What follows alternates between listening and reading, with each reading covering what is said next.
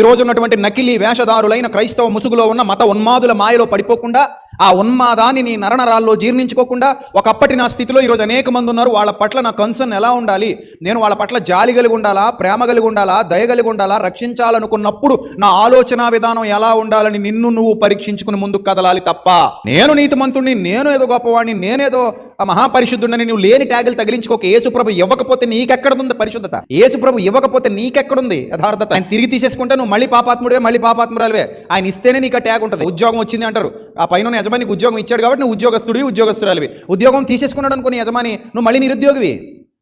నువ్వు ఉద్యోగస్తుడిగా, ఉద్యోగస్తురాలిగా ఎప్పుడు పిలబడతావు అంటే పైన ఉన్నవాడు చలవని మీద ఉన్నంత వరకే. పైన ఉన్నవాడు తిరిగి తీసేసుకుంటే నువ్వు ఉద్యోగస్తుడివి కాదు, ఉద్యోగస్తురాలివి కాదు. తీసేసుకున్నాడు అతను. అర్థమైందా? అలాగే నీ నీతి ఆపాదించబడిన నీతి, నీ పరిశుద్ధత ఆపాదించబడిన పరిశుద్ధత.